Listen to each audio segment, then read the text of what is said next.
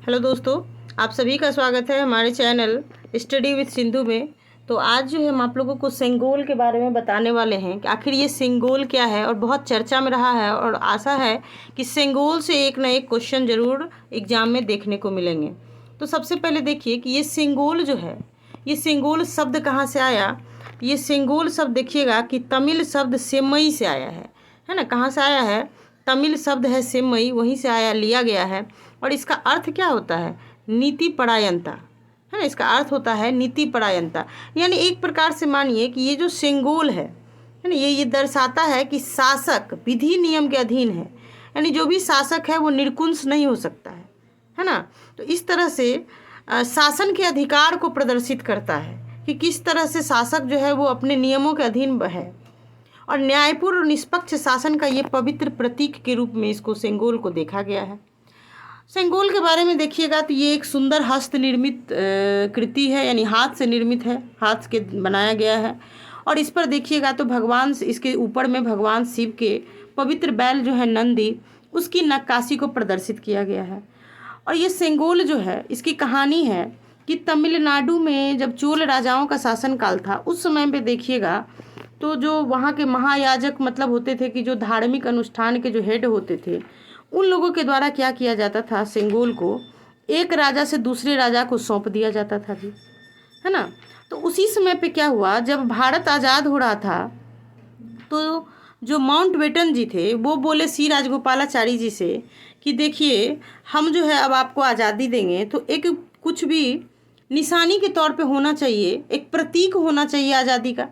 तो बोला हाँ बात तो सही है, तो क्या किया जाए। तो नेहरू जी को ये बात बोले थे माउंटबेटन।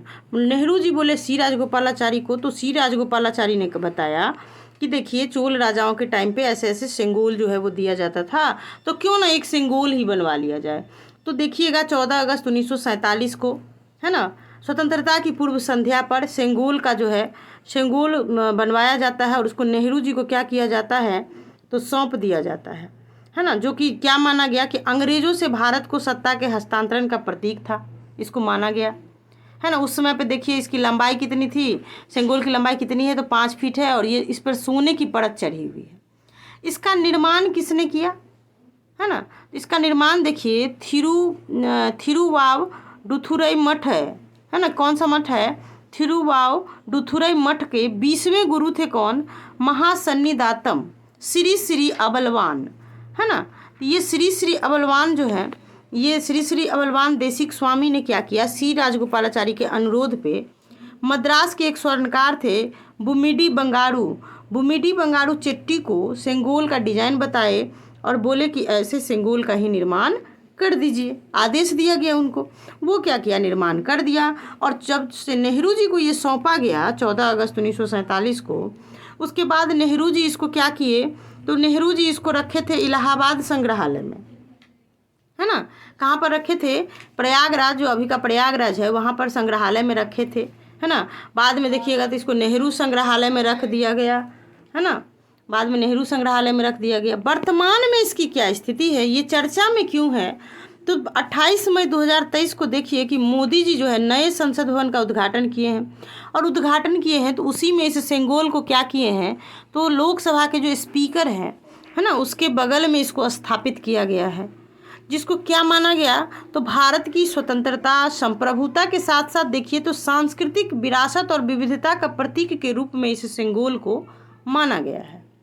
ठीक है, तो सेंगोल की यही कहानी है।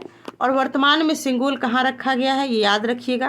कैसे बना ये कहानी हम आपको बता दिए, किसने बनाया ये भी बता दिए।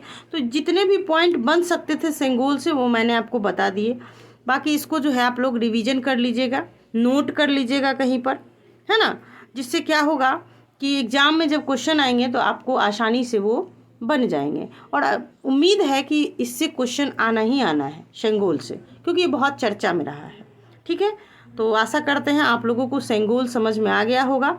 तो चैनल को सब्सक्राइब कर दीजिएगा, लाइक कर दीजिएगा वीडियो को, और शेयर कर दीजिए, जितने दोस्त हैं आपके शेयर कर दीजिए। इस तरह से हम और भी वीडियो जो है वो लाएंगे। तो थैंक यू आप सबों को।